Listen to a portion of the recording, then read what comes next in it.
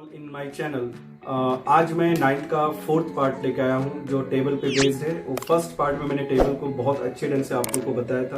आप देखेंगे टेबल मैंने बहुत इजीली कैसे टेबल में सभी sine cos sec cosec tan cot की वैल्यू को कैसे लेते हैं, कितनी इजी वे में लेते हैं, वो मैंने फर्स्ट पार्ट में बताया हुआ है। तो आप लोग को और भी सिंपल वीडियोस आते रहेंगे।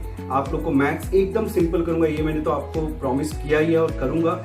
इसलिए आपको उस सिंपल वे को सीखने के लिए आपको सबसे पहले मेरे चैनल को सब्सक्राइब करना पड़ेगा। क्यों? क्योंकि नोटिफिकेशन तभी मिलेगा आपको, नए नोटिफिकेशन। तो आप मेरे चैनल को सब्सक्राइब करिए, शेयर करिए, लाइक करिए और कमेंट बॉक्स में जाके कुछ भी प्रॉब्लम है तो आप वहां पे आप कमेंट बॉक्स में जाके लिख सकते हैं। दूसरा, डिस्क्रिप्शन बॉक्स में मेरे सभी लिंक दिए हुए हैं, मेरे व्हाट्सएप नंबर दिया हुआ है, मेल आईडी है, आप उसको भी यूज कर सकते हैं। वहां पर भी जाके आप अपनी प्रॉब्लम्स को मुझे बता सकते हैं, मेरे व्हाट्सएप नंबर पे जाके, मेरे मेल आईडी पे जाके। आपको बच्चों सिर्फ इस वीडियो में बने रहना है लास्ट तक कि आप लोग को सिंपल मैं करते जाऊं मैथ्स और आपको भी मजा आए और आप भी इसको शेयर करें। और दूसरा सबसे इंपॉर्टेंट बात, हमारा जो है आप हमें इंस्टा पे भी फॉलो कर सकते हैं।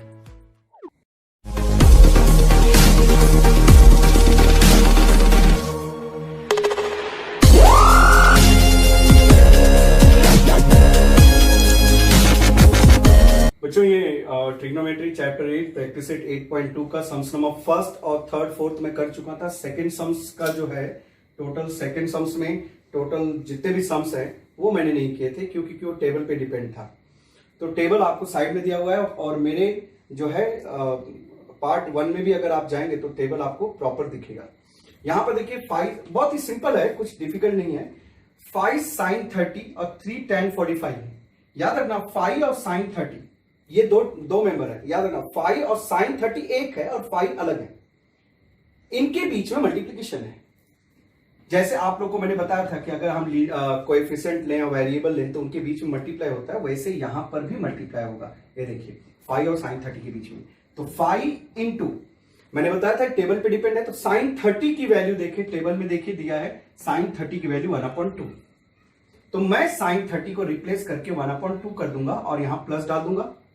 वापस बच्चों 3 हो गया इंटू tan 45 की वैल्यू टेबल में देखिए 45 की वैल्यू 1 है, तो देखिए यहां पे मैंने 1 डाल दिया। कितना सिंपल था। मैंने 5 रखा और ये sin 30 पूरा 1/2 हो गया और इनके बीच में मल्टीप्लाई है। फिर यहां हो गया 3 और tan 45 की वैल्यू 1 होती है और इनके बीच में मल्टीप्लीकेशन है क्योंकि वो हिडन रहता है। अब बच्चों मल्टीप्लाई में क्या होता है, न्यूमरेटर न्यूमरेटर को मल्टीप्लाई करता है। तो 5 जब कैंसिल नहीं होना तो न्यूमरेटर न्यूमरेटर को मल्टीप्लाई कर देना। तो 5 1 जा 5 और नीचे 2 हो गया। इधर देखिए 5 1 जा 5 और नीचे हो गया 2 प्लस 3 1 जा 3। ये तो समझाने की जरूरत नहीं है। यहां पर डिनोमिनेटर में 2 है तो यहां पर डिनोमिनेटर में 1 कंसीडर कर सकते हो, वो भी हिडन रहता है। नाउ क्रॉस मल्टीप्लाई आपको मालूम प्लस माइनस रहता है, तो क्रॉस मल्टीप्लाई करते हैं तो क्रॉस मल्टीप्लाई में क्या हो जाएगा 1 5 जा 5, 2 3 जा 6 एंड 2 1 जा 2। तो अगर मैं 5 और 6 को ऐड करूंगा तो 11/2 आ जाएगा। कितना सिंपल सम्स था। नाउ बच्चों सेकंड सम्स भी आपके सामने मैं लिखा हुआ हूं, यहां पर भी सेम है। यहां पे 4/5 है तो पहले 4/5 लिख दीजिए और फिर मल्टीप्लाई। क्यों? क्योंकि इसके और इसके बीच में आपको मल्टीप्लाई हिडन है वो। तो tan 60 की वैल्यू देखते हैं। tan 60 की वैल्यू आप वहां देखिए √3 दिया हुआ है tan 60 की वैल्यू। तो देखिए यहां पे हो गया √3। मगर बच्चों एक चीज बड़ा टेंशन दिख रहा है कि tan 60 की वैल्यू √3 है मगर यहां पे तो स्क्वायर है, तो मुझे यहां पर स्क्वायर डालना पड़ेगा। क्यों? एक्चुअल में tan 60 की वैल्यू √3 लिखा हूं मगर यहां पे स्क्वायर था इसलिए मुझे स्क्वायर डालना पड़ा, नहीं तो मैं नहीं डालता था जैसे लास्ट सम्स में मैंने किया। नाउ हियर 3 इंटू वापस वही रूल 3 इंटू sin 60 की वैल्यू देखते हैं। sin 60 की वैल्यू बच्चों √3/2 है, तो मैंने यहां पे लिख दिया √3/2। ओ माय गॉड, वापस स्क्वायर है तो मुझे स्क्वायर पूरा डालना पड़ेगा। किसी एक को इंडिविजुअल स्क्वायर नहीं कर सकता, आपको ब्रैकेट डालना पड़ेगा। फिर बच्चों 4/5 इंटू √3। मैंने बहुत बार आप लोगों को बताया कि अगर मैं रूट का स्क्वायर करता हूं तो square and root get cancel, तो सिर्फ 3 बच जाएगा।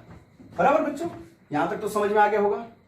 फिर हो गया प्लस 3 इंटू √3 का स्क्वायर वापस हो गया 4/5 को लिखा, tan 60 की वैल्यू रखा √3, स्क्वायर था इसलिए मैंने स्क्वायर मेंशन किया।